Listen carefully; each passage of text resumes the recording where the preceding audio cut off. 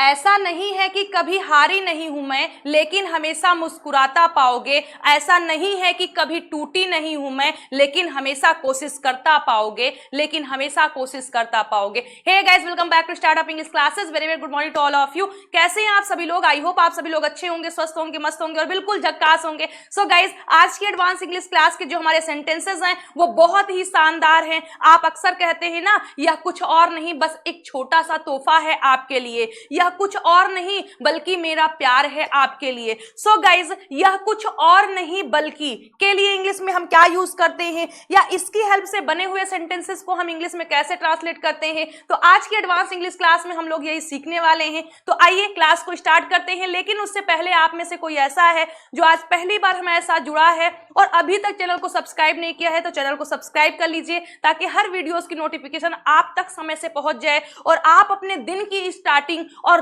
रात्रि की एंडिंग, यानी सुबह और शाम, दिन की स्टार्टिंग और शाम की एंडिंग दोनों हमारे साथ कर सके और इंग्लिश के साथ कर सके। अगर आप भी ऐसा चाहते हैं तो चैनल को सब्सक्राइब कर लीजिएगा ताकि हर वीडियोस की नोटिफिकेशन आप तक समय से पहुंचती रहे। तो आइए देखते हैं कि ऐसे सेंटेंसेस के लिए हम कौन सा स्ट्रक्चर यूज करते हैं या सेंटेंसेस को कैसे इंग्लिश में ट्रांसलेट करते हैं। तो गौर फरमाइएगा, ऐसे सेंटेंसेस के लिए जो हमारा स्ट्रक्चर होता है वो क्या होता है। देखिए, there is nothing but plus जिसकी भी सेंटेंस में बात की जा रही होगी वो अदर वर्ड्स को आपको लिख देना है। आप अदर वर्ड्स बोल सकते हैं या सेंटेंस बोल सकते हैं कि जो रेस्ट सेंटेंस होगा उसको आपको लिख देना है।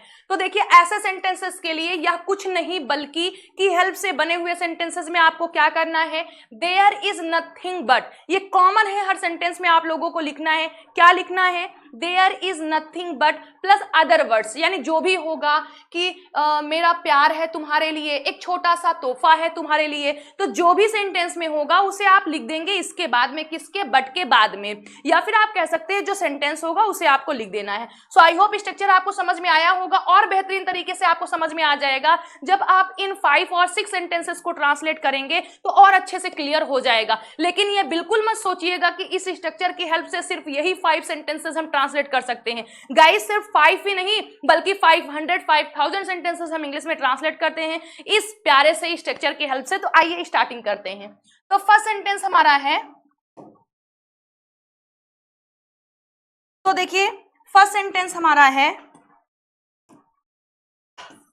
फर्स्ट सेंटेंस है यह कुछ और नहीं बल्कि मेरा प्यार है तुम्हारे लिए। तो क्या करना है, दिस, सॉरी देयर है क्या यहां पर, गाइस दिस होगा, बाय मिस्टेक हो गया होगा, दिस,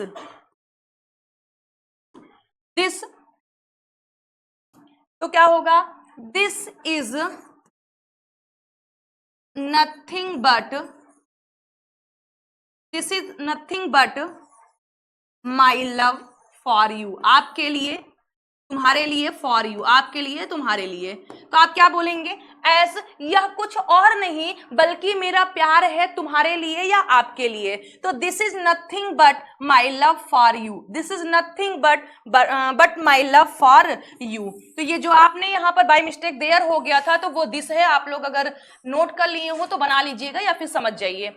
आइए सेकेंड सेंटेंस देखते हैं। सेकेंड सेंटेंस हमारा है, यह कुछ और नहीं बल्कि एक छोटा सा गिफ्ट है, तोहफा है आपके लिए। यह कुछ बड़ा नहीं है, कुछ भी बल्कि नहीं है, बल्कि बस क्या है हमारा, एक छोटा सा तोहफा है आपके लिए। यह कुछ और नहीं बल्कि एक छोटा सा तोहफा है आपके लिए। तो क्या लिखेंगे, this is nothing but a small gift आपके लिए, तुम्हारे लिए, फॉर यू।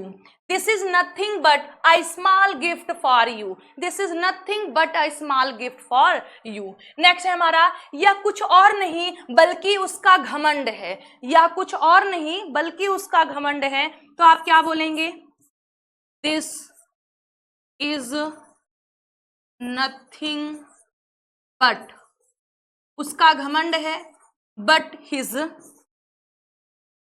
एरोगेंस, क्या हो जाएगा, this is nothing but his arrogance. Next है हमारा, यह कुछ और नहीं बल्कि माँ का लगाव है। यह कुछ और नहीं बल्कि माँ का लगाव है, तो क्या बोलेंगे आप, this is nothing but mother's affection. Affection means लगाव या अटैचमेंट भी आप बोल सकते हैं। और लास्ट आज का हमारा सेंटेंस है, यह कुछ और नहीं बल्कि उसकी समझदारी है। यह कुछ और नहीं बल्कि उसकी समझदारी है, तो क्या बोलेंगे आप, this is nothing but his wisdom. या फिर आप इंटेलिजेंस का भी यूज कर सकते हैं नाउन की तरह। सो आई होप कि ये स्ट्रक्चर आपको समझ में आया होगा। एक बार स्ट्रक्चर हम इरेज करके फिर से लिख दे रहे हैं ताकि और अच्छे से आपको समझ में आ जाए। तो देखिए स्ट्रक्चर हमारा क्या है dear students, this is nothing but plus other words. तो ये एक छोटा सा प्यारा सा हमारा स्ट्रक्चर है, इसी के हेल्प से हमें सारे सेंटेंसेस को इंग्लिश में ट्रांसलेट करना है। आई होप आपको बहुत अच्छी तरीके से समझ में आया होगा, लेकिन आइए फिर भी हम लोग एक बार रिवीजन कर लेते हैं ताकि सारे सेंटेंसेस बिल्कुल क्लियर हो जाएं। या कुछ नहीं बल्कि के लिए इंग्लिश में हम लिखते हैं this is nothing but plus other words. For example, यह कुछ और नहीं बल्कि मेरा प्यार है तुम्हारे लिए, this is nothing but my love for you. Next, यह कुछ और नहीं बल्कि एक छोटा सा गिफ्ट है, तोहफा है आपके लिए, this is nothing but a small gift for you. Next, यह कुछ और नहीं बल्कि उसका घमंड है, तो क्या बोलेंगे, this is nothing but his arrogance. फिर आपका आता है सेंटेंस, यह कुछ और नहीं बल्कि माँ का लगाव है, so this is nothing but mother's affection. Mother's होगा यहाँ पर, मदर्स अफेक्शन। या फिर आप बोल सकते हैं द अफेक्शन ऑफ मदर, यानी अपॉस्ट्रॉफी एस का यूज करें या ऑफ का यूज करें। यहाँ पर जो लिखा हुआ है मदर्स अफेक्शन, इसी को आप कर सकते हैं क्या, द अफेक्शन ऑफ मदर। फिर लास्ट सेंटेंस हमारा है, यह कुछ और नहीं बल्कि उसकी समझदारी है, तो this is nothing but his wisdom. This is nothing but his wisdom. So guys I hope कि आज के सेंटेंसेस आपको समझ में आए होंगे, कोई भी डाउट नहीं होगा। तो अब मैं 1 मिनट के लिए साइड होती हूं, आप सभी लोग स्क्रीनशॉट ले सकते हैं।